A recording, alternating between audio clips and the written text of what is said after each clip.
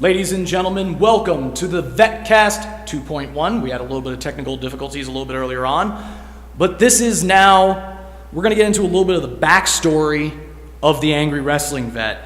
And I was not the sole founder of Angry Wrestling Vet. I had a lot of help along the way. I've gotten many statuses and many good updates and pieces of information from a lot of people that I came across along the days. And a lot of times I'm just filtering out that information to you guys. I try to credit people as often as possible.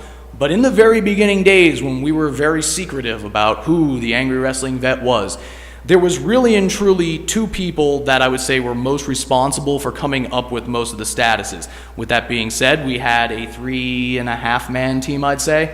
But we also had one of my referees here, one of my students, Chris Levin. He was very, very helpful in the very beginning of this as far as the branding, the pushing of it, social media wise, making sure that all of our messages were grammatically correct. And as you've noticed, nowadays it's just pretty much me doing things from my cell phone, and my English is not very good because I'm pretty much just speaking off the thought, which was Chris's job for me to just basically shout at him for about an hour or two, and then he would take out of that a nice little status. The other person that would sit there and shout at him for about an hour is my guest today on the Vetcast, and is the other founder of Angry Wrestling Vet and my original trainer when I was first breaking in the business, and this is Mike Combs, aka Mike Promo. Mike, how are you doing? All right. I wouldn't call myself a co-founder. I would say a contributor. Contributor, that's fair. I kind of consider it that there was kind of a, especially in the beginning, there was very much a collective hive of intelligence there that we kind of all just, none of us were the Angry Wrestling Vet. It was kind of a more of a channel of information that we wanted to. And again, I know in the beginning we weighed out the massive responsibility of putting out this information, and I'll stand behind my resume every day. I know a lot of people were pissed off when they found out I was Angry Wrestling Vet, but I'll stand behind my resume every day. I've been across 4 continents, 10 countries, most of the United States, probably have wrestled 1,000 matches.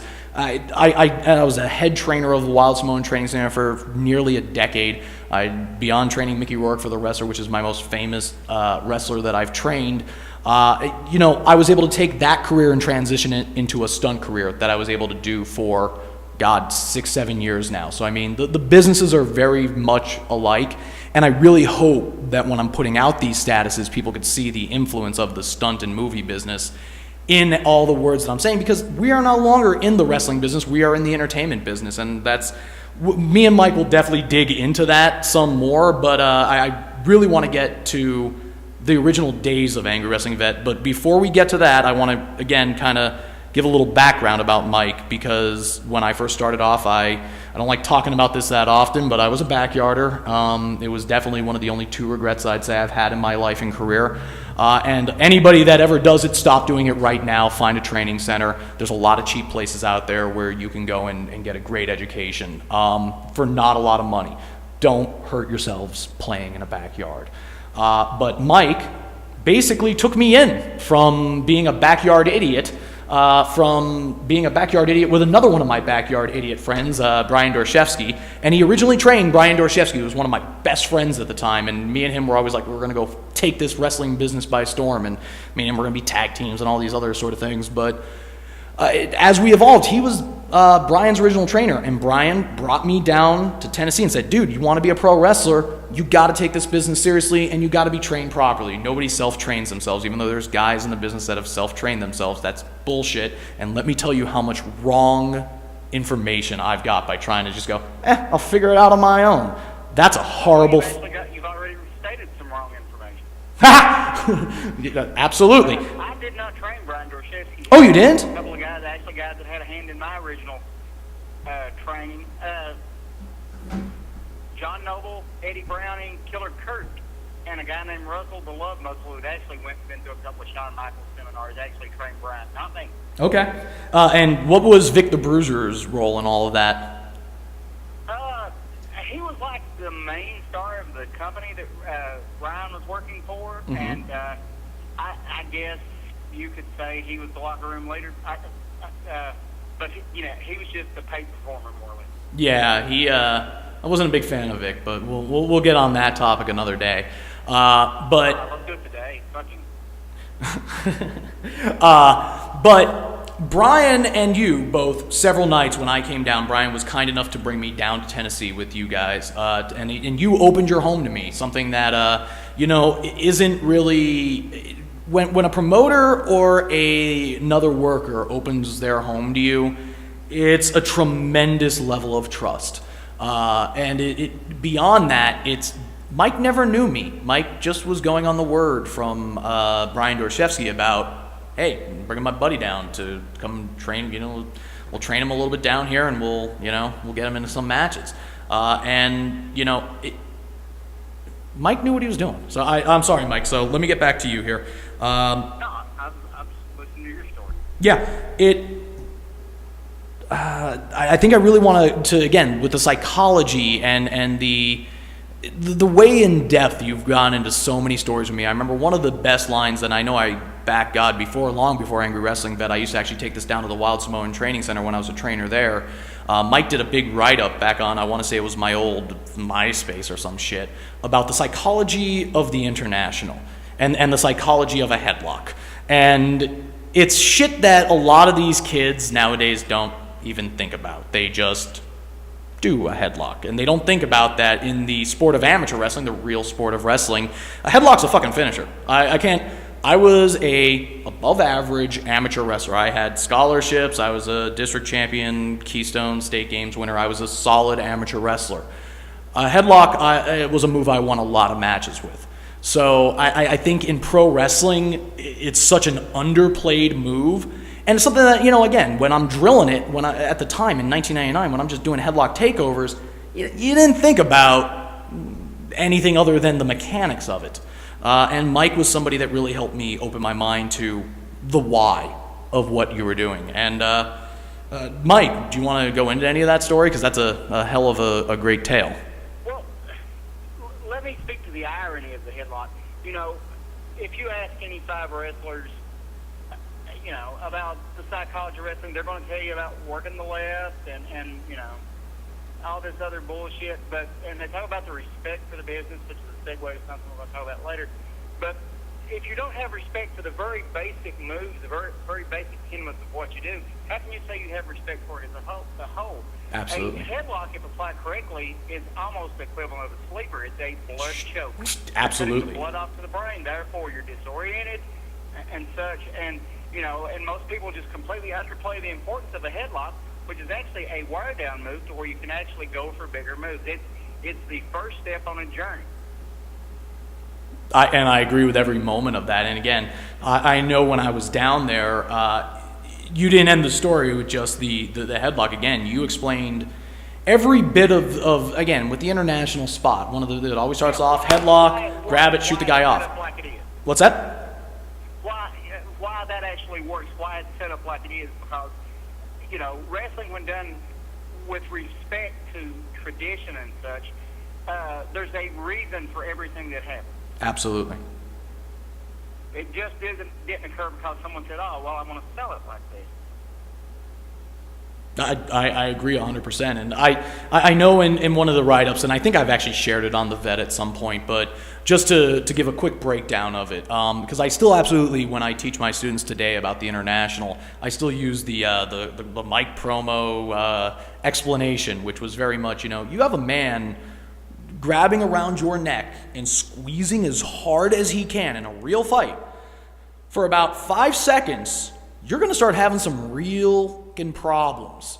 So the question becomes, what do you do when you're in that headlock? Are you just going to stand there with your thumb up your ass like every independent wrestler does? Or are you going to immediately grab to try to break it away from your chin? Are you going to immediately try to separate and create, separation in your jugulars?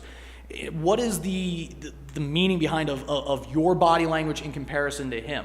One of the things I always tell my wrestlers, like whenever there's going to be a shoot off or something like that, is to square up with somebody. So when they're on the side of you cranking, they have all the power in the world. But if you move your head from the side to more of the chest area, now they kind of have a front cravat here that they kind of just got you there. But knowing how to transition and give the correct body language cues is extraordinarily important, and knowing how to transition from one of those elements to another. And then when we went into the international, again, it's like, okay, so now you've gotten that person off of you. What have you done to create that separation? How do you shoot him off the ropes as he's coming back at you? Realize that a man has just been choking you out for X amount of period of time. So many wrestlers in the international will have that headlock on, they will shoot somebody off, and then they'll stand there in the middle of the ring, acting like there is nobody cares about what's next. You're just standing there and you've killed the entire moment. You look like you're about to get hit with something, and then you do. Well, also, the guy that takes the guy over in the headlock, why aren't they you're in a dominant position. It's a very primal move. You have him on the ground, you're in a dominant position, but they'll just sit there with sort of this blasé look on their face when they should be digging their heels in. They should be gritting their teeth. They should be selling this like, I've got this motherfucker, he just doesn't realize it yet. Facials too during all of that. Because that's the only way really they understand. We educate them by how we sell facial. Absolutely. But everybody wants to do 10,000 fucking Japanese missions. The average guy understands more about what it's like to get hit in the cocksucker with a fist than he does to understand what it's like to be put in a fucking anaconda vice. Absolutely, and I agree with that wholeheartedly. I think especially in the era of MMA, while I do like a lot of the creative finishers, because again, we are the exaggeration of reality, I think a lot of times, and I've told people this, you can get somebody's attention real quick with just a good slap to the face.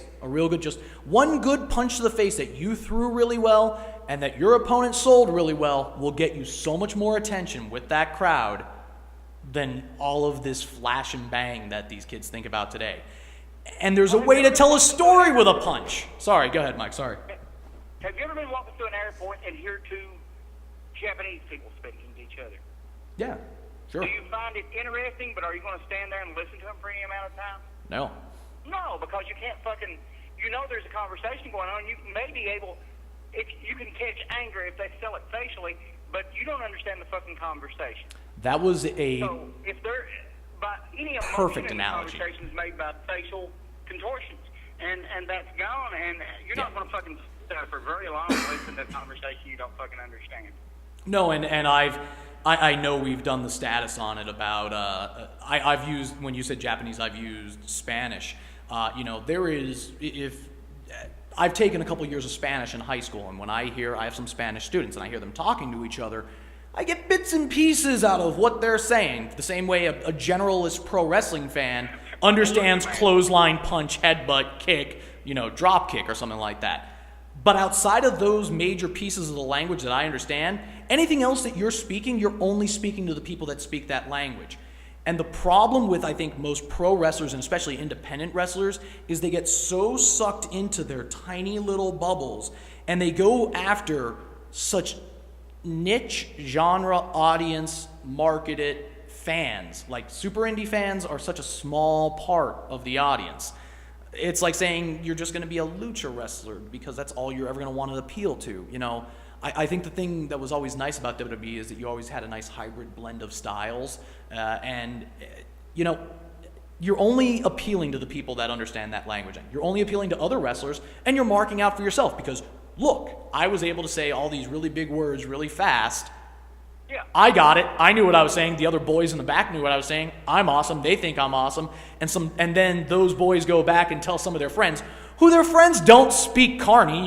They don't speak the language of pro wrestling, but their friends are going to be like, oh yeah, no, that's cool because you said it's cool. And it just becomes this insider boys club of this is what wrestling should be because we're saying it's it, and that's not. And the more they think about that and the more the business moves in that direction, the more the business is going to move away from the entertainment business. Well, there's a reason I think you mentioned Spanish, and of course the actual fruition of that, as far as what we're talking about, would be lucha libre. Sure. A lot of people think, oh, well, lucha libre is going to get over huge in that thing. I don't see it because I don't think it speaks. It speaks to keeping a distance between you and your opponent, an arms or legs length distance. To me, it's an impersonal. It's not a passionate, aggressive art form because, to me, a more aggressive art form is a forearm across the face. Yeah. To me, to take a man down and put him in a hold shows bad intent, or keeping someone at a distance, a legs length or arms length distance, speaks to, I really ain't about this. I'm really not mad. And I think once you take the passion out of anything, then it just becomes this soulless act that no one's really going to pay to see. And the key word in that I really would point out is soulless. This business is about passion. That's what people pay for. Why do you go see a horror movie? To get scared. Why do you go see a romance? To feel that emotion. Why do you go see an action movie? To see shit get blown up.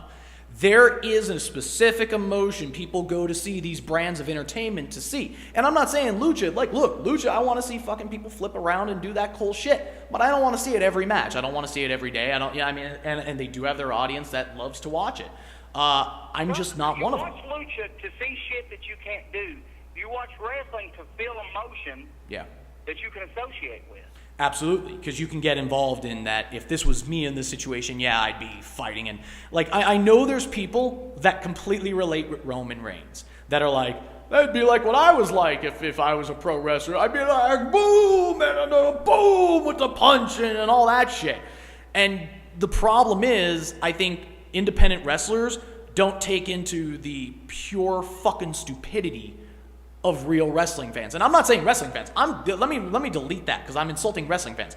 The pure stupidity of human beings. And am I insulting human beings? Absolutely.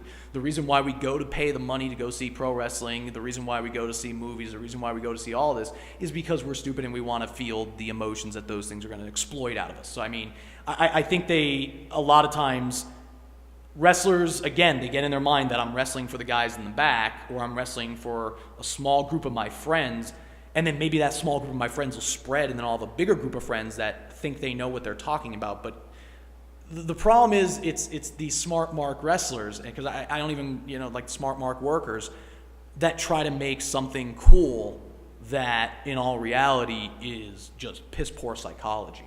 And they're going more for like the cool insider, I think, factor than they are for this is what's best for business. This is what's best to progress an angle. This is what's best to tell the story. This is what's best to play the song. And again, when we do stunts in movies, we don't do things that are so friggin' elaborate unless you're specifically going to see like Crouching Tiger, Hidden Dragon or something like that. We go for blunt moves that everybody understands. A headbutt to the face, break somebody's nose. Well, as far as Roman Reigns goes, I completely get why they want to push him. He's a good-looking kid. Yep. He's big. He fits the mold. But here's the thing. The average working guy that buys that ticket and takes his kids sort of resents that because he sees it in everyday life. To have someone pushed above him that doesn't fucking represent him, that really looks nothing like him, and if you go to work and some pretty boy is getting the fucking promotion, and you're the guy in there fucking in the foxhole every fucking day doing the work, you fucking resent that in every other aspect of life. And if you turn your fucking TV on and see this guy that's pushed down your fucking throat like this huge square cock, all it's going to do is rip your fucking throat out. Yeah. And that's the difference. Therein lies the key to the business. Not to be pushed. Everyone that says they want to be pushed, I always pushed out the door. Anybody that says I want to get over, I said, okay, I can work with you. Yeah.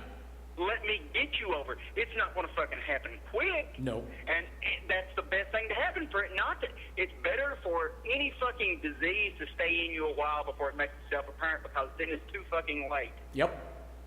I agree. And these guys that are pushed, if I push you, there's a finite amount that I can fucking do with you. I have my plan A, I have my plan B, and then I have my plan C is you finishing up. But if you get over, I can keep you an indefinite amount of fucking time, and there's limitless shit I can do because you will be accepted in any form that I fucking present you as a booker. Yeah, you're absolutely right. And I think that's the problem. I agree with you, and I think that a lot of these kids don't factor that in. The worst thing you can do is sit in an indie locker room and ask who the best wrestler in the world is. They're going to say, well, it's Chris Benoit, Dean Malenko, and they're going to name you about 4 fucking guys that they watched a bunch of fucking faded out ECW VCR tapes and with no real fucking understanding of the business. Well, why? Well, they did a lot of shit. Well, that's fucking fantastic. Did they draw any money? Well, they did a lot of shit. Yeah, it's a different conversation. And again, it comes down to... Sorry. a locker room sellout, and then wants to stick their hand out and get paid, but none of the boys buy fucking tickets, so none of those fucking standing ovations as you walk through the fucking curtain mean a goddamn thing. They don't, and that was another fantastic analogy, and that'll go up as a vet status. Is the pops you get in the back don't draw you a goddamn dime. And not to be angry at the fans, but to be angry at the boys that wanted these big payouts and they didn't fucking understand how to get them. Yeah. And they thought they were just being cheated, but by their very own fucking actions and their very own selfishness, were stubbing their own fucking toe and then blaming every chair in the room. Yeah, and that is very traditional. I mean, I understand that. Of course, there's the exact same problems down south that there are up north. And although I will say this, I thoroughly enjoy working the South compared to the North, just because the wrestling fan base is very, very different. You can tell that story. The only real difference is the northern people want to keep the northern fans want to keep fucking reminding you that they have the internet. The southern fans agree on the lie. It's like, hey, as long as you don't insult my intelligence, I paid my fucking bucks. Leave me the fuck alone. Yeah. Let me enjoy your story, and don't fucking show up on the fucking outside and let me know you work at McDonald's and have 6 kids you're not fucking paying for. Yeah. And again, enjoy the illusion. Northern people wants to know every fucking thing. Northern people, that's probably not the best way to describe it, but the northern audiences want to constantly remind you, like, hey, we know it's a word. Well, so fucking what? You go to the fucking movies, it's a word. Yeah, I was just going to say that. I don't want the fucking guy that's taking the ticket to say, hey, you know this is fake. This is a fucking movie, don't you? Yeah. That's fucking ridiculous. Leave me the fuck alone. You've got my money. Leave me the fuck alone. I agree, and that's a big problem up here. And I fortunately, I'm in a wonderful little cove here in Hazleton, Pennsylvania, that I like to think is kind of like a nice little piece of the South. Yeah, it's a sanctuary of all this northern bullshit. My wrestling fan base is extraordinarily dynamic. I mean, it is, when you look at the audience, you have multicolor, multiracial, multispectra of young, old, tall, fat, rich, poor. It is such a mismatch of everything.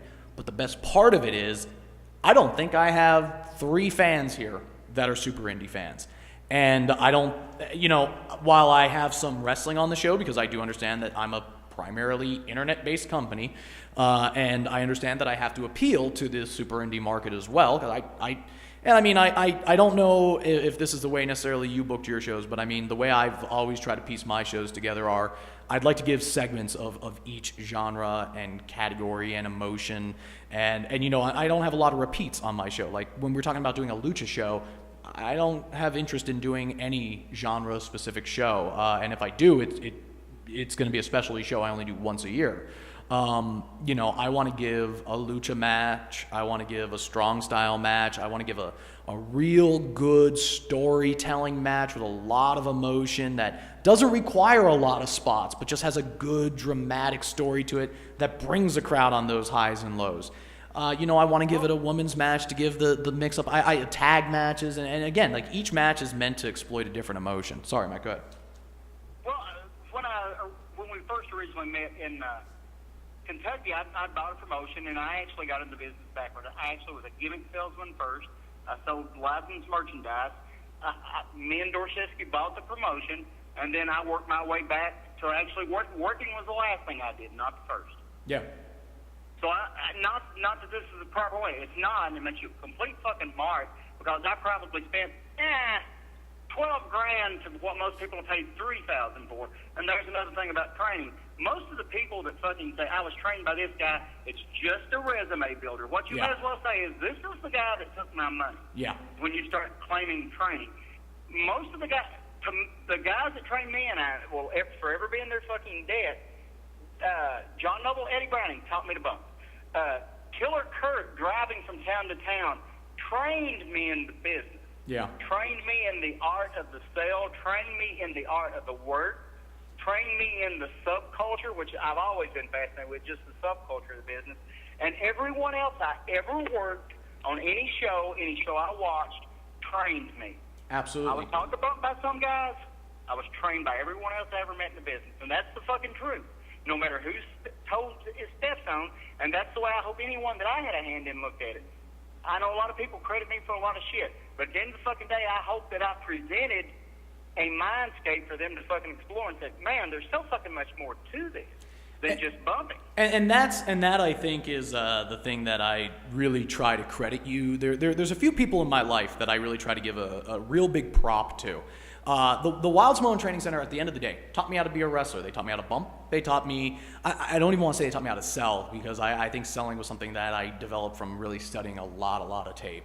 But as far as, they definitely taught me how to bump. They taught me a lot of the proper holds. They taught me a lot of different things there at that school. With that being said, that was where I feel my education ended a lot there. And again, I'm always respectful to the Wild Samoan. And what a fucking resume builder. What more better fucking endorsement? Oh, it's a fucking fantastic. Again, it was the #1 training center in the world, and it's something that I still to this day am extraordinarily proud of.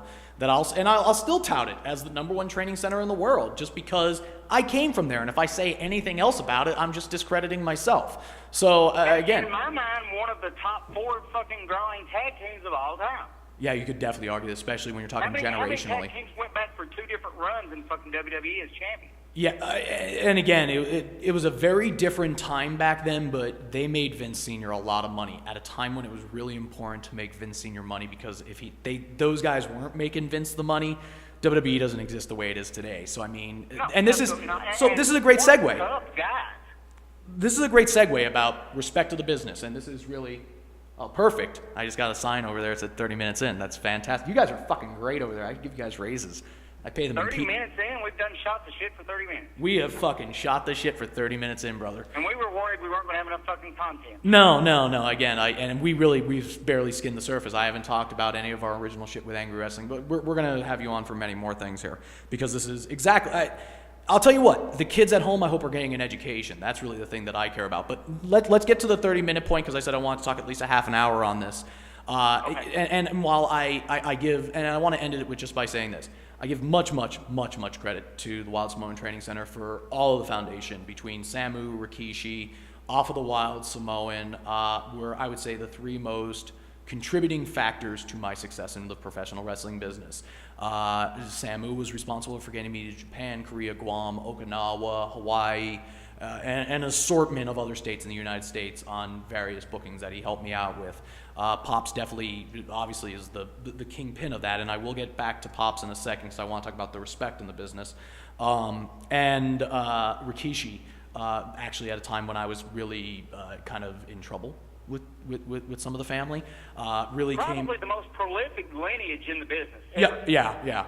But Rikishi is the one that brought me over to Italy and honestly made my dreams a reality when I got to wrestle in front of 20 and 30,000 people, 2 dozen times. I mean, it was at least 6 or 7 tours, and I know each tour we did like 4 or 5 beats on each one. So I mean, it was the absolute greatest moment of my career, and I thank them for all of that. Now, with that being said, I'm being respectful as I'm about to talk about what people should be, and people aren't anymore necessarily. And it's not that people aren't, it's a different generation. And that's what I really want to get into on this is, and before I get into the respect levels, one other thing I want to say, there's 3 people I would say that have really made massive mental changes in my life.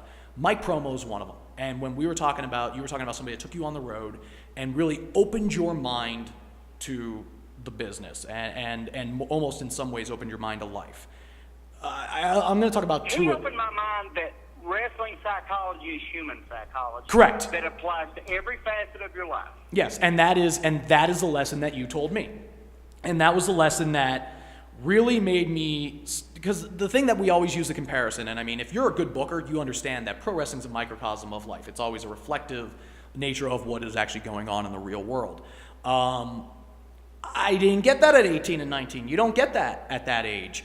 I remember you trying to beat it into my head a little bit. And it took me 2 or 3 years to really get all the human psychology and all that other stuff. And I mean, college, I got 2 masters. Or let me rephrase. A dual master's. There's a difference between 2 and dual. A dual master's. I think your deal was more you had to find out really who you were and accept it before you could accept any other way of thinking. Sure. I was always confident. I'll tell you, I was always somebody that was very good at faking it before I made it. yourself. I'm a scumbag prick, but I'll tell you what. You are. But that's what I fucking loved about you, that you were unapologetically you, and I thought, that's fucking money no matter what he does in life. Yeah, but on that same note, too, I would say now that I've reached my, mid-20s, 30s, I've become much more apologetic in my older years because I also realize what a prick I am. Now, with that being said, you can't succeed if you're not a prick. For me, as the opening fucking spot, maybe a bit, maybe, just, maybe, We're gonna go maybe here? a fucking bit much. I just want to throw that out there. You're gonna go here with this story? Well, you came down and you and Dorshevsky worked me and represented. You were actually, I think, maybe training at the Wild. No, I wasn't. No, I was green as You fucking fucking dog blew shit. some kind of smoke up my ass. Yeah, I was bullshitting you something. Yeah, he'd done this and he'd done that, and it was in the Northeast. And, Yeah. By that fucking time, this was predating even fucking MySpace, Yeah. which was really the first indie wrestling fucking advertisement. Yeah. I had no fucking proof. There was no YouTube. He would show me a couple of videos or something of him doing I got snuck shit. on a couple shows up here. I can remember that you just bring this fucking huge fucking amount of technology with you everywhere you fucking went. Mm-hmm. And that's what separated Computers me. and laptops and fucking soundboards and all this shit. But And look at the Sanctuary. I mean, oh, yeah, that's and what he that had all this ended little up as. sparkly shit on, and I think it was a mixed tag team match, maybe Miss Harley and you against. Yeah, you're a prick. You put me in there with a midget because you thought I was short. Well, You put me in a... Was that a steel cage match? You put me in a steel cage with a midget. It wasn't a fucking steel cage. I ended up in a steel cage one of those fucking horrible nights. But anyway, yeah, I'm working a midget and a woman. Go ahead. But anyway, he grabs a fucking midget and power drives an opening spot. And I turned to Dorshevsky and looked at it, and Dorshevsky sort of just drops his head and walks off. I was like, you vouch for this motherfucker. All right, so listen. Fucking boys were never running this fucking town again. All right, so listen. I wasn't trained. I didn't know what the fuck I was doing. So he sticks me in the ring with a midget, and as a fucking rib, whether you want to admit it or not, that I'm 5'6", so it's like, Well, it didn't start that way, but that's the way it ended up. yeah, no, that's great. All right, so I'm in there with a midget, and I don't know the midget spots. Like, I fucking haven't been formally trained on midget wrestling, and the fucking midget does the little thing where he crawls under my legs. And I'm like, where the fuck are you going, little guy? And I ground by his ankles, I pick him up, and I go, fuck you, and I sat down. I didn't know what I was doing. I'm an asshole. Sorry. Hey, you know what, though? That midget survived, unlike the other one that got his neck broken by Brian Dorshevsky with a clothesline. Brian Dorshevsky's broken a midget's neck with a clothesline, and I think he decapitated a chick once with one. Although so have I, but he did it, and he meant it. With that fucking softball clothesline, it was like he was throwing a softball. It was a fantastic... Kids, at home, while you can see me on the podcast, whenever you throw a clothesline, it is a bro hug. It means that you're coming in and you're going, hey, man, bro hug. Except you just basically swing right over somebody like you're going in, and make sure you follow through. It's not this, that your arm bounces back. It's not the John Cena punch forward. It's follow through. And then take the person take down with you. That's all right. They can see me on camera. They can't see you on camera. But yeah, no, I always compared it like throwing a baseball. Whoop. Don't fucking kill somebody. You're fucking, it's chest on chest. That's all it is, kids. All right. Anyway, I digress. All right. So listen, let's get off the midget story because we're probably like lost 6 minutes on fucking midgets. But the two people, this was the point of this, is that have opened my mind to the way real life works was yourself and Douglas Crosby. Douglas Crosby is my stunt coordinator, and he was somebody that I'm going to have him on the show, and that will be a fucking... By the way, if you don't know who Douglas Crosby is, Google him. He was just on Chael Sonnen's show. He's the head judge of the UFC, and he basically just told everybody in UFC, and as far as people that are watching, as far as that goes, he goes, I'm the judge, and I'll make whatever fucking call I want to call, because fuck you, I'm the judge. Suck my dick. So... he's my fucking hero, and Chael kept asking him, like, hey man, like, what qualifications did you need to have, judge? And he just tiptoed around the answer. He's like, there's no fucking qualifications. I'm the judge. I'm in charge, and there's nothing you can do about it. Oh, it's fucking great. He's a fucking real life #life heel. Anyway, let's get to respecting the business. So I just got done on the big rant about where I came from in the Wild Simone Training Center and how I always will have that as my foundation.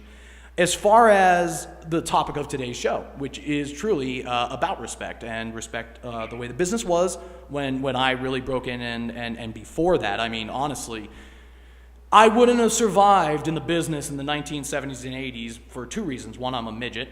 Two, I got a fucking bad chip on my shoulder and a mouth that needed to be slapped. And a lot of times, I mean, thank God for Mike and a few other guys that believed in me to basically say, all right, kid, we just got to calm you down and then you're going to be all right. But honestly, even as quote-unquote respectful as I always considered myself, or at least I always tried to be, I was one of the bad apples. I always was, because I was always very opinionated. And unfortunately in this business, you can't be opinionated. And it really gets frustrating. And I know one of the conversations that you and I started off on in the beginning of this was, a lot of people play that vet card way too hard. They will sit there and say, I'm the vet, so you got to listen to me. I've done it to people. I've done it to a bunch of people, and a lot of times that's not fair. That's not always the correct answer on things, and I think a lot of times you should have a justification. I think you should have a sit-down conversation and discuss the proper ways of doing things. But I think a lot of people play that, and especially on the independents, that, you have these guys that, and I've been compared to them, and to those people that compare me to them, I would like to send a sincere fuck you to you. But to anybody, that every independent has one. The guy he wrestled, 25, 50, maybe 100 times for any independent company over a period of 10 years. Maybe 10 matches a year. That's it. That they wrestled once a month for 10 years, and then they'll whip their dick out and say, I'm the vet, listen to me. And they fucking don't know what they're talking about. There's a difference between that guy in the locker room and somebody like Mike, or somebody like me, or somebody like a Rudy Boy Gonzalez, or somebody like a Danny Cage, or a Tommy Swade, if you ever have the opportunity to sit with him. And me and you sort of went around about this, about actually the nature of the angry wrestling bit. You said at some point, I feel as if I'm qualified enough to state my resume, and that should be good enough. And I said, no, please don't. Even the headless vet picture, I was like, oh yeah, this is exactly how it works best. This fucking, and you can fucking break kayfabe on all the people that would say, this is Greg Valentine, and they would name just this cache of people that it was. And I told you, I said, then it's working. And as soon as you went public, everybody fucking attacked. All right. Well, all right. Let's. I'm gonna tiptoe around this answer. We can get back to this. Yeah, I'm gonna tiptoe around that. I'm just gonna say that I kind of got forced. Speaks to a lack of progress at some point. What was that? Say it again. And I think tradition speaks to a lack of progress. I think at some point tradition, someone says, well, this is good enough. This worked once. It'll work for fucking eternity. And there truly lies, if you're working for Mike Combs in bumfuck Tennessee for 50 fucking bucks, and you say, well, I was at the show at some fucking point, what's more important, where you been or where you are? Yeah.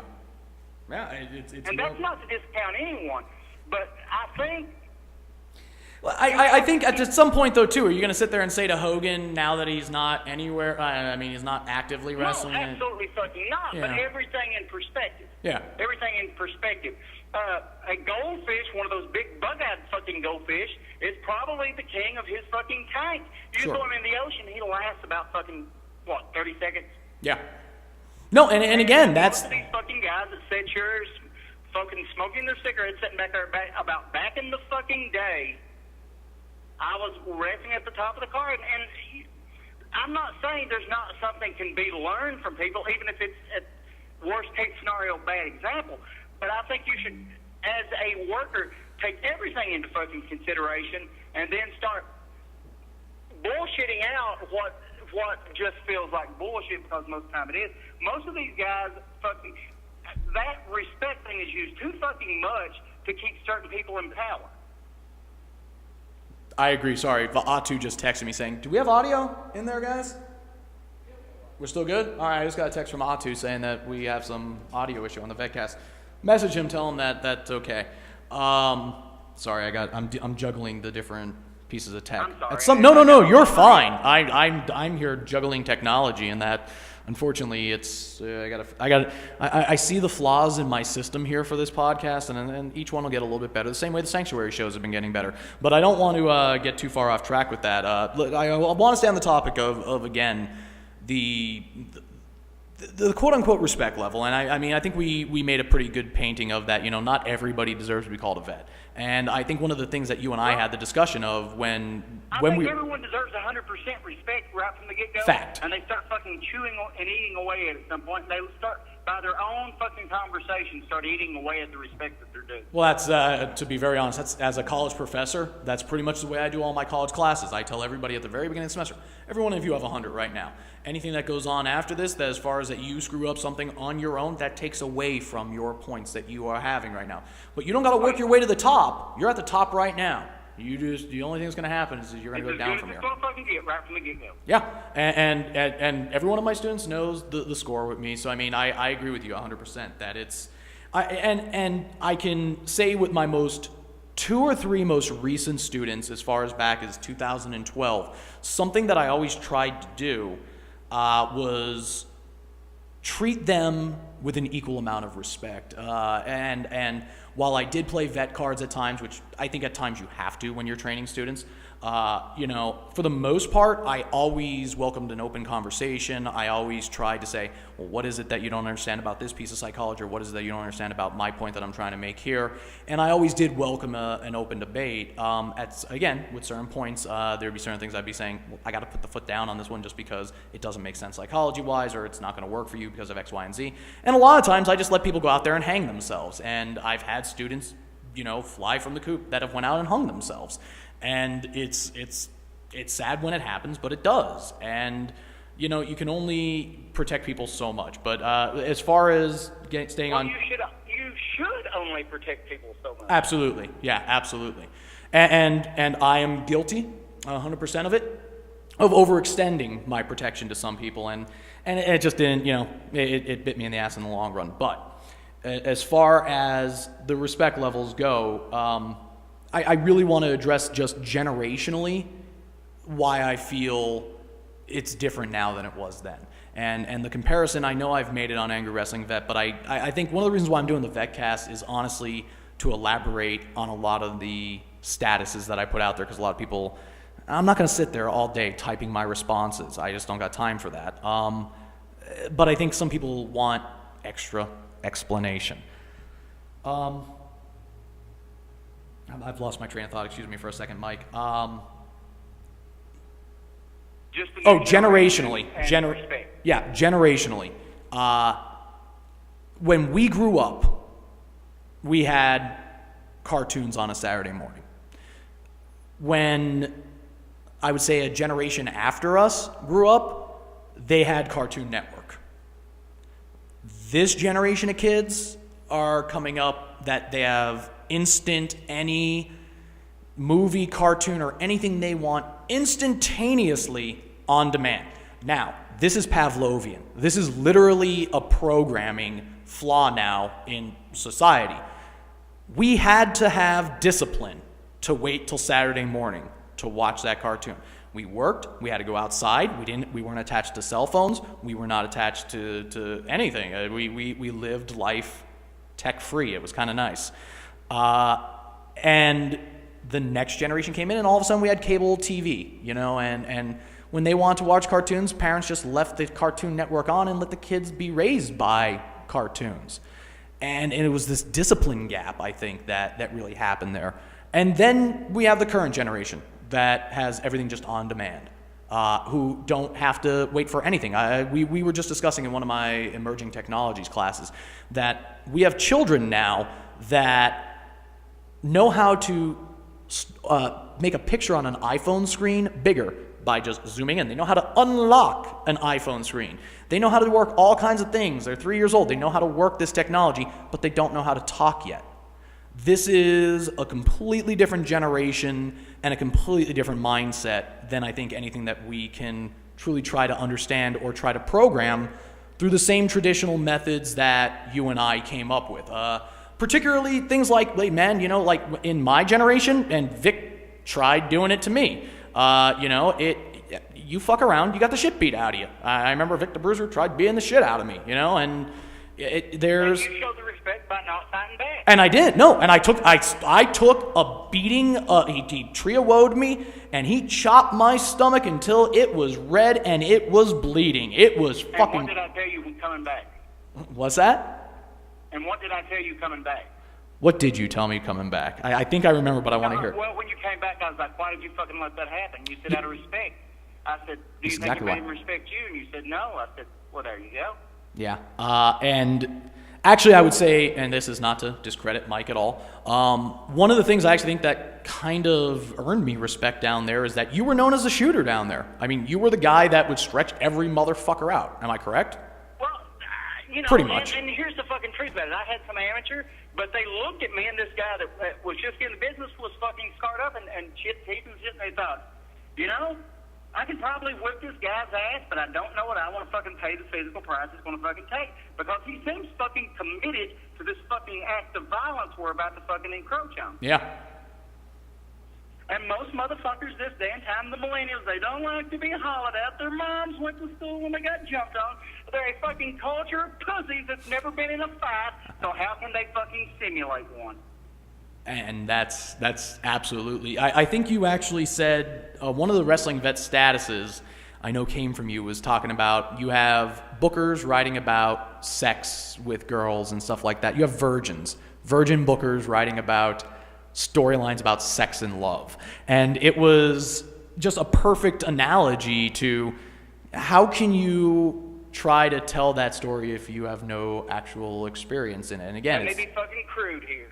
Yeah. This day and time, if you took a guy out and he didn't have any fucking lube, he would probably buy something and be the sensual acts of massage and shit, and he would finger around on an asshole. For me, I would fucking spit on the asshole.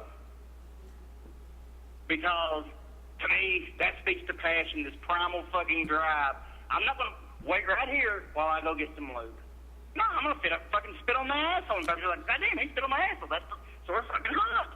Kids at home, pay attention to what he's saying, because even though some of you were popping that the exact same way I just popped that, he made a fantastic fucking point. And that point was, there's something about that primal fucking urge, and there's something about living in that moment and just fucking act, be. Correct. Don't act, be. And that's the same thing's true. And I've talked about in pro wrestling matches, man, don't fuck with me on a day of a show, because I am so on when I was a pro wrestler. And I got accused of being a little bit tight as a worker, being a little bit, I don't want to say stiff. I was never stiff. I hit you hard in safe spots, but I never missed. What's that? What's wrong with stiff?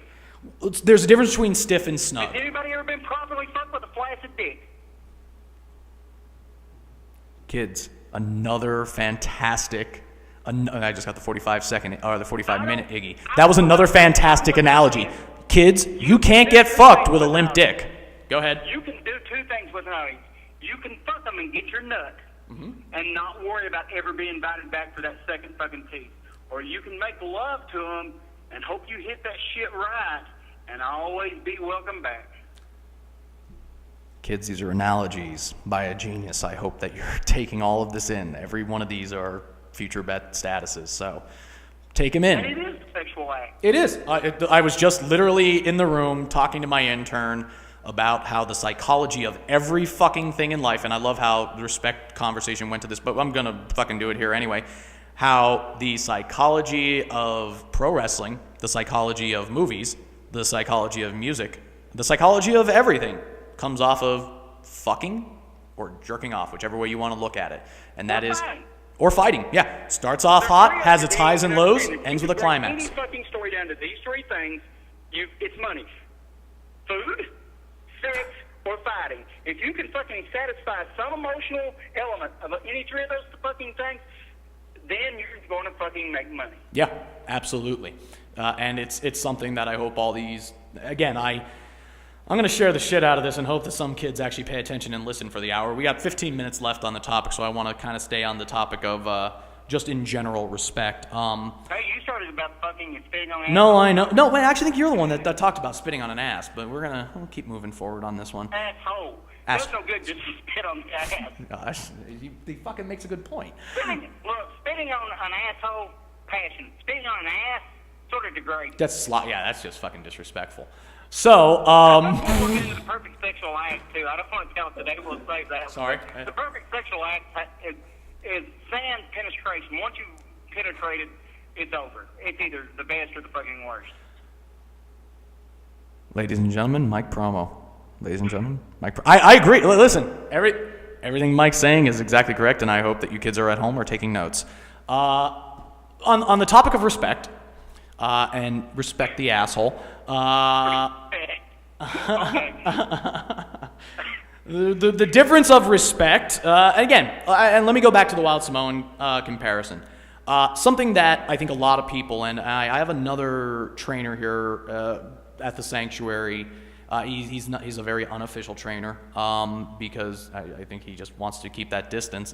But he's one of Johnny Rods' head trainers, Cowboy Billy Walker, and he talks about the old dons in pro wrestling, and he talks about Johnny Rods, and he talks about how Pops was there, and he was talking about Kowalski and a lot of the old mafia. Is the best way of describing the way this business used to be. And the thing that I think a lot of these younger generation don't understand and don't take into mind, or they say, yeah, I take it into mind, but I've taken it into mind and now I'm willing to move on with it, is pro wrestling would not exist if it was not for some of these people.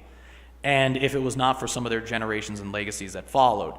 And no matter what heights that you may hit to help keep this machine moving forward, the machine itself would not exist if those people before you did not help build the machine.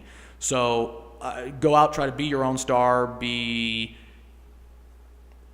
go out to be the next big thing.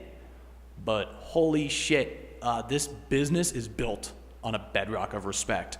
And if you're somebody that doesn't respect other people in the business, it does come back around at you. I mean, it's something that could be... Absolutely. It will haunt you. And I'm haunted by it still today. I can name, and I won't because I'm not going to cause any more fucking heat for myself anymore in my goddamn career, but I can name a dozen people that passionately fucking hate me because I wasn't respectful. And you know what? It wasn't that I was being intentionally disrespectful. I was just being me. I was just being John. Fuck it. I'm just going to be me around you. And if you don't like me, fuck you then. Guess what doesn't work in this business or real life? That attitude. You can have varying degrees of that attitude. You can have, you have to find the balance of playing the game and doing what you want.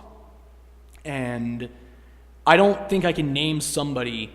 Everybody talks about, like, oh, this guy did it his way, or oh, this guy fucking, he was him. He kept it real. You don't know what the fuck that guy did behind the scenes, and the ass kissing that he did to Vince, or fucking, the tug job that he fucking made sure somebody got to make sure that fucking business got accomplished. You don't know these people who say, I did it my way. You don't know what all the real story was behind them doing it their way. There was, trust me, a lot of politicking going on and a lot of other shit. The last guy that I can honestly say did it his way in the business was Roddy Piper. Sure, but I'm sure I can get somebody on that would tell me about how Roddy fucking kissed Vince's ass or Pat Patterson's ass or somebody's ass at the time to make sure something got accomplished. And to, like, he maybe was a disrespectful prick to, and again, I don't know Roddy, I know none of this backstory, so I really, I don't want to, I'm painting a hypothetical scenario here, but he could have been a disrespectful prick to 85% of people, but was just respectful to the right 5 people, and he had a career out of it. And I mean, there's some people that do succeed like that, but most of those guys do get exposed. And again, it's not that, I never really heard anybody come up to me and just really run down Roddy Piper, to be very honest. I know he did it his way, but I never heard anybody just he's a piece of shit, cocksucker. You don't. I think if you look at respect, I think a lot of these guys, they play the respect card. I'm talking about young guys. But the respect that's due, the shaking of hands, and I've had young guys say, well, I'm not going to shake that guy's hand, I disrespect him. And I would say, you absolutely fucking will. And they would say, well, why? I don't respect him. I said, it's not to respect you're paying him, it's to respect you're paying the business. Fact. That's exactly it. And again, some people that I've had issues with, I've reached out. If I showed you the messages, I've reached out to these people dozens of times trying to make things right, because I believe in trying to make things right and trying to find common ground, because in this very tiny business that we all know each other and we all talk to each other, and whether we're talking to your face about something, we're talking about it on Facebook Messenger behind your back. And there's so many people talking to so many people that if you have fucking issues and drama, it's gonna fucking tear you apart, especially in the age of the internet, because there's beep, beep, beep, beep, beep, beep, beep, all over the background hiding behind fucking fake screen names. You know, it's a weird era to live in, and you know, honestly, and this is the point of go ahead. Cinematic reference that maybe you'll get as far as respect goes. At one time, we respected probably John Gotti when we talked about Mafia. We respected John Gotti, the Dapper Don, and at some point it became different. We started talking about, when we talked about Mafia, we started talking about Donnie Brasco, the guy that fucking sold the mob out. Yeah. So the respect is truly fucking due a lot of these old school guys. I truly fucking believe that the path was set. Hell, the path was paved. The trees were cut by the Killer Kowalski. Absolutely. And the Gotches and all these guys. Absolutely. But the thing of it is, all these guys haven't walked that fucking path to get there. They fucking took these side roads, and it's, when your money depended on kayfabe, it was a different business. It was a completely different business. Now that it's not, kayfabe doesn't matter, and any fucker that can get on Eat a Lucha and has $40 can buy a fucking gimmick. And if you can buy a gimmick and you've got a little bit of a cut to you, you can fucking get on a show. Yeah. Because promoters are going to fucking put you on a show if they don't have to fucking pay you. Yeah, and then every guy that wants a fucking payoff that will work these fucking shows, that'll work for fucking free, then you're cutting your own fucking throat. If you want to fucking keep the business pure, you're going to have to fucking start with yourself. Yeah, I agree. And again, this is a real issue on independent wrestling, is the flagrant underpaying. Wrestling didn't start failing because the fans stopped believing. Wrestling started failing because the boys stopped believing. Hello? These people just fucking wander in my church. Don't mind me. Go ahead. Well, tell them this is supposed to be kayfabe. Yeah, seriously. Well, and that is actually a topic I would, and because I bet, what are we down to, guys? How much time we got left? 15 still? All right. I swear I hear people walking around. Is there people in here? Hey, how are you? Who are you? Oh, I got in there. I'm sorry. I had no idea who you are. I'm sorry. I'm doing a live pod. Ladies and gentlemen, come here. Join me on camera, because you just fucking walk in here making all kinds of noise. Ladies and gentlemen, welcome Marcy Cabrera, my most recent student of the sanctuary. There you are up on that camera. Wave out to the millions. And millions. There's actually probably about 16 people watching right now, maybe 17 by the end of the day. I'm not going to have to motherfucker somebody, am I? You may have to motherfucker this motherfucker right here. Marcy, here, would you like to put on headphones? Would you like to join us in this conversation? Why don't you come here, join us? Jason was supposed to come in. No, come here. Here, put on your little headphones here. Now you can hear the person I'm on the phone with. This is Mike Promo. Mike Promo, say hi to Mike Promo, Marcy. How are you, brother? Marcy is Dominican and has a powerful grasp on the English language. And by that, I mean he really doesn't. So Mike is one of my original trainers. And the topic that we're discussing right now... It sounds like he's choking the fuck out of it. I made him let go of the microphone.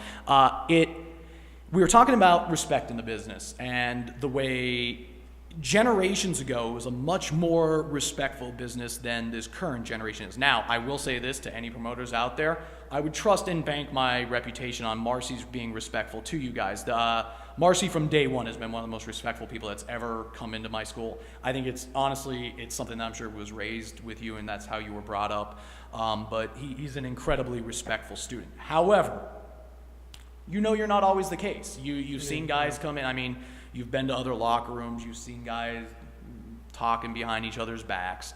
And one of the things that I'm trying to explain to the listeners is in the era of social media, with all the people that are going online, you can't be disrespectful in this generation. Because if you're disrespectful, people are just going to go on and talk shit about you in public. They're just going to expose you for the prick that you are. You can't be a bad guy anymore. You really, like, you can be, but people are going to call you out for your bullshit. And one of the things that we were talking about is how really tight and respectful in the brotherhood that I would say that, Mike, I know that the feeling of my generation, at least with you, I didn't feel the business was quite as cutthroaty. I didn't feel like there was a total lack of respect like there really is now. Now, with that being said, I was a young, arrogant kid. What are you speaking of, before? Or? I'll tell you what, no, when I was coming in 1999, which I understand wasn't that long ago, but in 1999 when I broke in the business, I still think there was some sort of an order of respect for a couple reasons. Again, because the internet didn't really bloom yet, and a lot of the traditions of the business were still there. And on top of that, frankly, if you disrespected the business, I know down south this would have been true, you disrespected the business, they would have brought you out on the street, beat the fuck out of you, and you wouldn't have called the cops. That's how that would have went. Nowadays, in 2015, I think you can't do that. You got in at a strange time for the actual transition where technology, where the ass truly hadn't met the asphalt yet. Yeah. Where you still had some semblance of the old guard where they realized their money was in the kayfabe. Then you had this new guard that thought it was about moves. Yeah. That were trained by No Mercy, WWE No Mercy. Yeah. No, listen, motherfucker. Listen, No Mercy trained me, motherfucker. It's not that it trained me. I fucking know. But let me tell you, I learned so many. I used to do all those throws that Taz You're did. a big fan of the fucking kill-a-midget fucking mode. Yeah, I was fucking killing midget mode. Goddamn right. You weren't here for this. At one point, I pile drove a midget for the very first spot of it. Look at how any of you viewers at home, he's looking at me. He's like, he's so fucking angry. He's like, you did what to a midget? No. I was wrestling. I was tagging with a woman, and I was wrestling a midget and a woman, and the midget tried crawling under my legs. And I was like, get back here. I grabbed him by his little legs and gave him a pile driver. Oh, really? Yeah, it was a terrible idea. Sorry. What, Mike? Put it in perspective. Opening spot. Opening the very beginning of the match. Nothing happened. So it wasn't, oh yeah, fuck you. Now look at this, oh, look at my student. Fuck you. The Houston gangbang fuck less fans. What? The Houston fucking gangbang fuck less fans. Yeah, alright. How many minutes I got left? About 5, 6, 7? You're wrapping this up. Oh, I'm fucking bringing this shit. No, actually, what I'm at now is I'm checking my time. I got 10. Good, actually. So I don't got to wrap it up. One of the things I want to do before I get back into the respect conversation, I want to plug my fucking show in the middle of this.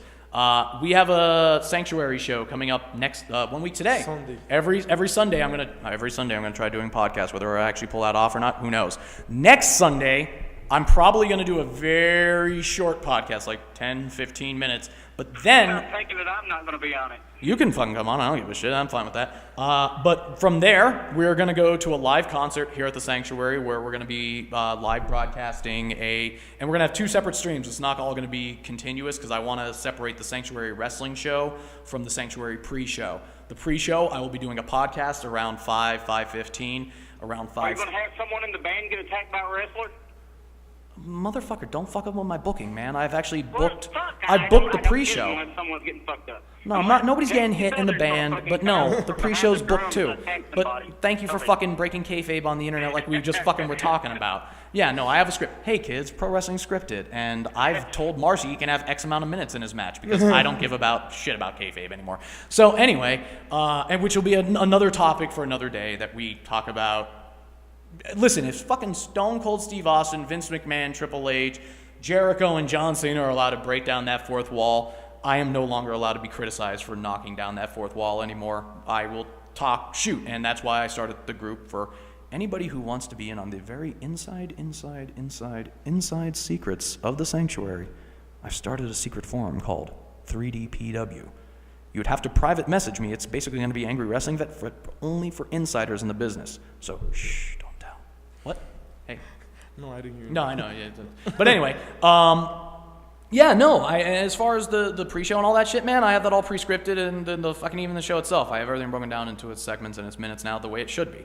And that's a thing that another topic for another day is, you know, the way promoters put together their fucking shows. I've seen guys just walk in the back and they go, all right, I've got 7 guys, 8 guys, and you know, all right, you're gonna wear a mask because I'm. Battle Royal in 3 matches. Right? Exactly, that's a battle royal in 3 matches, and you got a mask, brother. You're gonna work twice, you know, and it's. Bring back the tag and match. What's that? Bring it back as a tag in the main. Yeah, goddamn right. And it's I don't like running a show like that. That is independent wrestling. Well, And there's no story there. there is no story. No. What? The story is we're short. Yeah, that's the story. The business of that show is, hey guys, we put on a show. One of the things I hope that any of my viewers can clearly see here at the Sanctuary, I'm really trying to do things different, is that we have a sports entertainment setup here. The shows I do are sports entertainment. I don't consider what I'm doing pro wrestling, so that probably is going to blow all your fucking minds. I consider what I'm doing as entertainment. I almost want to take away the word sport from it. I put on a live action stunt show that I script it. All of the guys that are independent wrestlers on the indies come here, become characters on my stage show that I do that resembles what pro wrestling is. Pretty much what WWE does. WWE has a bunch of actors that know how to take bumps and do stunts, and they put them on and they produce a TV show.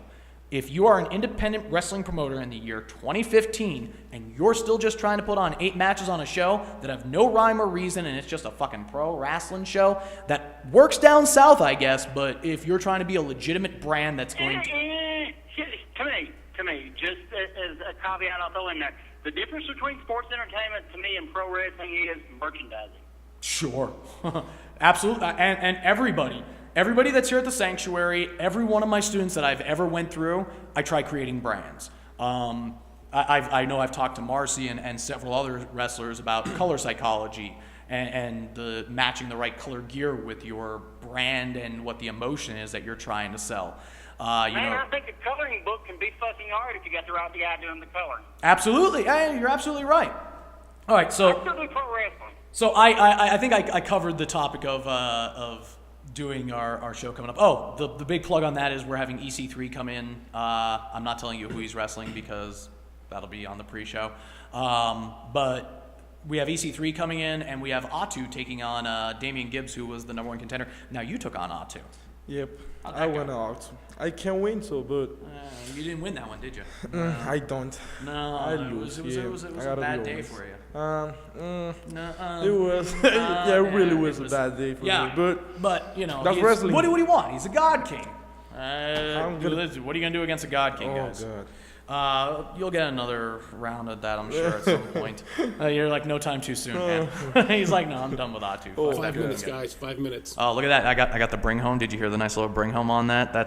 That, ladies and gentlemen, that's what I tell the referees. Ooh. Mike, we have 5 minutes to bring this show home. So what? To put it in summation, again, I'd really like to cover the respect topic. We covered what it was, as far as the way I think that you and me were brought in and how we had no option but to be respectful, because if you weren't, you were either blacklisted or being to fucking death. Hey man, I love the business, and to me, anyone that deserves respect, they started 100% and they start fucking eating away at it by their actions. Yeah. I think that the business got very disrespectful over the past couple years, but I think after I think what's going to happen, you're going to find 2 or 3 or 4 or 5 independent wrestlers that blow up their careers, like promising guys that could have been talent, that are going to fuck up their careers because they're going to talk too much shit, they're going to say the wrong thing to the wrong person, and it's going to get publicized of what could have been with X, Y, or Z.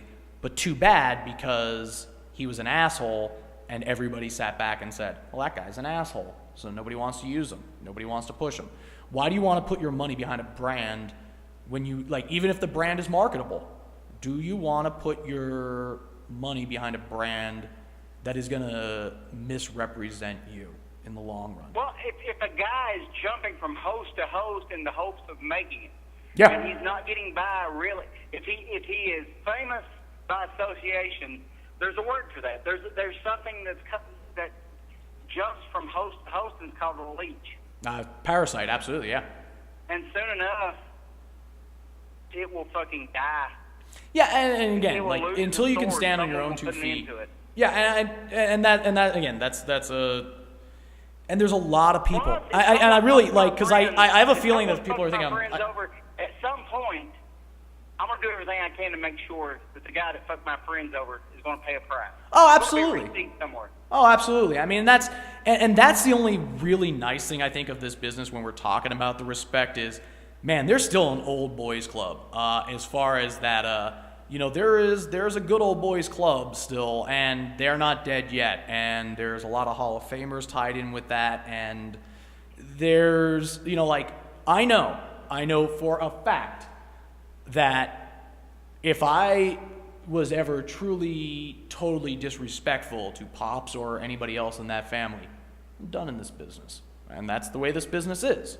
Well, I told you to go fuck yourself a couple of times. I mean, you've had, Oh yeah. expands where we didn't talk because I thought you disrespected me. Absolutely, and it's just like, and I don't even want to get into it. I refuse to rehash any of it, but it's just like things that I didn't even realize that I was disrespectful or that I didn't do something that. And you know what it is? A lot of times, it's that you don't react to a situation appropriately, or as the person that's the veteran feels you should have. And a lot of times, and I know I got my 2-minute warning, but I really want to explain this. It's about the golden rule versus the platinum rule. The golden rule is do unto others as you want done unto you. You know that rule, right? Like whenever somebody basically treats somebody the way you want to be treated. That is not a good rule to follow. Do you know why? No, you don't. You're just nodding your head and babbling right now, but that's okay. I'll explain it to you, son. The platinum rule, he hates me right now. He's just grinding his fucking teeth at me. The platinum rule is do unto others as they want done unto them. And that's very different. I was raised a white kid from up in fucking Mountaintop, Pennsylvania in the woods, a little bit rednecky. He's born from the Dominican Republic. He has a completely different cultural background than I have. And what I may say to him thinking that I'm being perfectly respectful and perfectly nice to him, you may find in your culture something I say to you will be completely blown out of proportion. In English, okay. In other languages, asshole. That's what it is. And, interpretation a lot of times gets lost. So, veterans will, if they don't get where you're coming from, they could take it the wrong way. And a lot of times you can't be thinking, what would I want someone to do to me in this situation? You need to think, well, what does he really want from me? What does that vet need me, or that person that I have a disagreement with, what is their motive behind what they're saying, and what is it that I can do best to resolve the situation, rather than me just saying, well, if it was me, I'd be all right with it. I don't understand his problem because I'd be all right with it. That's a completely different conversation. That's the difference between the golden rule and the platinum rule. And if independent wrestlers... Go ahead. The titanium rule. The what's that? The titanium rule. The titanium rule. I don't know that one. Go ahead. Shut the fuck up. No one ever learned from talking, just listening. Let me tell you what, Mike Promo's a fucking man. That's why he's my trainer. He's the person I bow out to. So when I'm fucking giving you the promo, you've heard of Mike Promo, haven't you? I've told you about Mike. Yeah. The promoisms at this place will continue forever. So whether or not you feel you've done anything in pro wrestling, I want to let you know that I will always hold your legacy very, very proud. No, I'm nobody, dude. No, so am I. Neither of us are fucking anybody. That's fine. Who is somebody? And at the end of the day, you are measured by the impact that you can have on other people's lives. You have made a tremendous impact on my life, and thereby made tremendous impacts on so many other lives that I've touched through your words. So with that being said, my reach goes far beyond any fucking name on a resume. I've not been anywhere so fucking what. No, and that's fine, but your voice and your message has been heard, and it will continue to be heard, as I don't plan on shutting down Angry Wrestling Vet anytime soon, and that's something that, with the wonderful invention of Time Hop, I've been able to put up statuses every day, and that are good old lessons that you and me wrote back in the day that really and truly didn't get out there, and a whole new audience could be seeing them. Guys that just broke in the last year and a half, 2 years, are now seeing these statuses for the first time ever. So, Mike, I thank you for your contribution to it, and I think we're going to wrap. I thank you for the rub. Well, it's the truth. It's factual. I wouldn't put over people if I didn't have a reason to. But I think I'm going to wrap up this week's vetcast. Mike, I'm definitely 100% having you on again, because I think that you and I could have some fantastic conversations. I'd like to bring in some other people in on the conversations that we can all really get some really good creative mind thinking tanks together. I'd love to do one on booking plot. I would love to fucking, and I know that I've talked to Bruce Hart. He sounds exactly like Brett. I talked to Bruce Hart, and Bruce Hart wants to come on and actually have a conversation about stuff like that. So maybe the three of us can, or maybe get a fourth guy in there too, that we can kind of have a little panel about. Because I mean, he booked Stampede, man. I mean, that he's done a lot. So You don't have to romance me into it again, but I'm sure you. I know I'll be able to figure it out. Maybe I'll just send down to like a vet shirt or something, or not a sanctuary shirt. Well, I'll send you down. Eventually, I get bored with it. And that's what happens to you all the fucking time. You get annoyed and sick of the goddamn business. Which, by the way, kids, I don't know if any of you fucking kids realize the shit I do to stay in this goddamn business for you At people. some point, I quit answering emails. Yeah, I hate pro wrestling so much, but I stay here because of him. Because of my kids, because of the students that I believe in, because of these people here at the sanctuary, because of my wonderful staff that's staying here longer than my 1 hour podcast, because all my college students are learning how to do all this shit right now while we're doing it. So if I better no other lives than this kids and the few people that wrestle for me and those college students, then fuck you. I don't care if you were listening or not. If you paid attention and actually got some good education, great. Mike Promo, I really appreciate you coming on.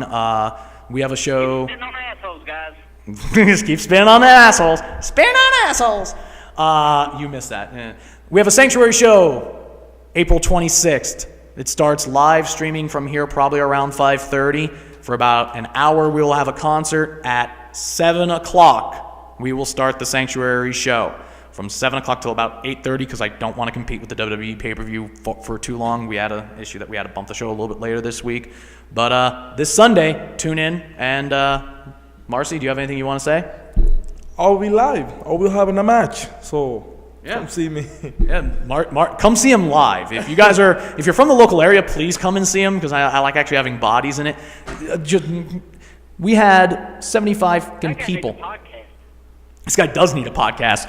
We had 75 people fucking sold tickets in here, but we had over 750 viewers on Facebook and on the YouTube page and on Twitter. I know we had a lot of really good social media activity. So even though I think nobody does pay attention to any of the stuff that I do, I really do appreciate for all you guys tuning in. And keep supporting these guys. Fucking I don't matter in this mix. He matters. Atu matters. TDS matters. Matt McIntosh matters. And all those other guys that are on the roster. They're all here trying to live their dreams. And anybody that knows me knows that I'm doing this as a company for the boys. I take none of the money. Not that these boys get any fucking decent paydays. Y'all get paid shitty. But, I take all the money and I split it between them as much as I possibly can. When you got 75 people at like $5-10, you're not making that much money. But I thank you guys for your continued support. And Mike, thank you for coming on today. And we're definitely going to have you on again soon. Thanks, man. All right, ladies and gentlemen, this is the end of VetCast 2. I'll see you next week for Sanctuary X.